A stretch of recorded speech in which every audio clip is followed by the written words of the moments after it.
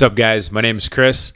I am an entrepreneur of almost 16 years at this point, and I happen to coach entrepreneurs as well internationally, starting and scaling their business to the 8-figure mark.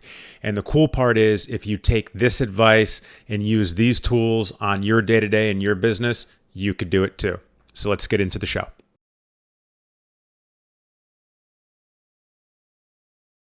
Hey guys, what's going on? Today we're going to talk about how to increase your team's productivity, specifically to entrepreneurs early on in the game. However, from my observation, this will work for anybody in the entrepreneurial game, as these are some basics yet very effective. Let's get into it. Number one, and most importantly, it's important to understand you must listen to your people. If you want more productivity, you have to listen to your people for many reasons. But being an entrepreneur, being a leader, being someone in charge, technically, you're not doing all the talking. Actually, you're doing more listening. You can actually learn a lot about yourself, your company, your styles, leadership styles, and others through their eyes. So there's this old saying, you have 2 ears and 1 mouth. Listen more and speak less.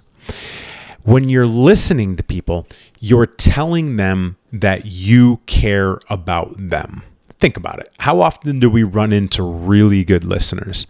Leaders and entrepreneurs need to be able to craft this skill of listening to your people, especially if you want them to be more productive, because what you're telling them is, you care about them, and that's what will increase your productivity. All right, number 2, to increase productivity, you need to figure out what is important to your team.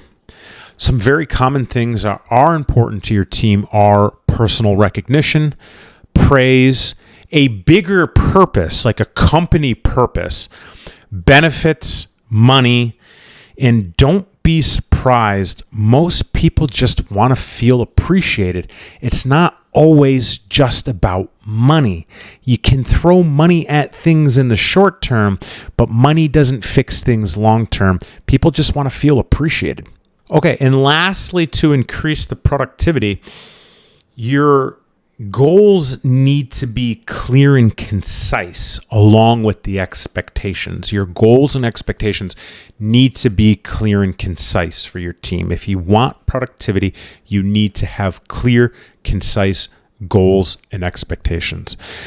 These sorts of goals and expectations could be done in many different ways. A few of them are written privately, meaning these goals and expectations are written privately for each team member, maybe in an agreement or a contract, but also have these goals and expectations written publicly on whiteboards, publicly on online portals, emails, text messages. But if you want to have more of everything we're talking about, you need to set clear, concise goals publicly and privately, not limited to what we said, but these are some good starting points. All right, guys, that's what we got for you today. If you like the show, hit the like button. If you have a question, drop a comment, and definitely hit subscribe, and we'll catch you next time.